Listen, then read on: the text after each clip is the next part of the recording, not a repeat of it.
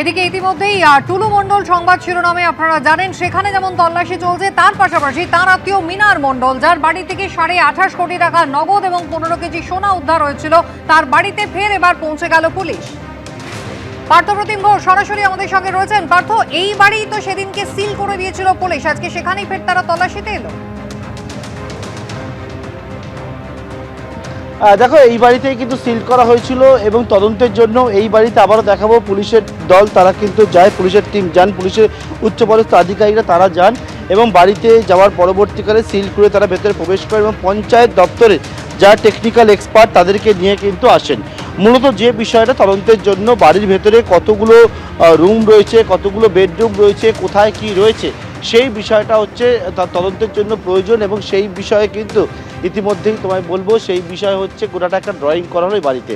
আমরা আরেকবার দেখাবো মিনার মণ্ডল এই যে বাড়ি, যে বাড়িতে গত মঙ্গলবার দিন রাত্রেবেলা পুলিশ একেবারে হানা দেয়, হানা দেওয়ার পরবর্তীকালে গত বুধবার দিন সারাদিন ধরে টাকা গুনার কাজ চলে, সেখান থেকে প্রায় 15 কেজি সোনা উদ্ধার হয়, এখান থেকেই হচ্ছে 28.5 কোটি টাকা নগদ উদ্ধার হয়। মিনার মণ্ডলকে গ্রেপ্তার করা হয়েছে, টুলু মণ্ডলের আত্মীয় মিনার মণ্ডলকে।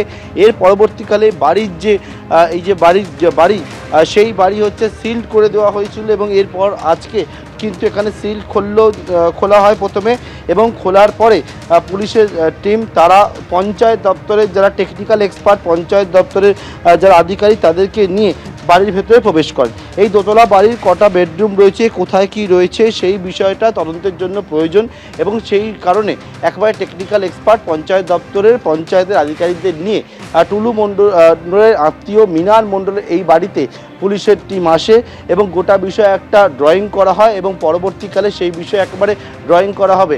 অর্থাৎ যে ঘর থেকে কোন ঘর থেকে এই টাকা পাওয়া গেছিলো, কোন ঘর থেকে সোনা পাওয়া গেছিলো, কোন ঘর থেকে কি উদ্ধার হয়েছে মিনার মণ্ডলে, সেই বিষয়ে কিন্তু একটা স্কেচ বা ড্রয়িং করা হবে এবং তার জন্য সেই তদন্তের জন্য পুলিশের টিম এসে পৌঁছেছিলেন মিনার মণ্ডলের বাড়িতে।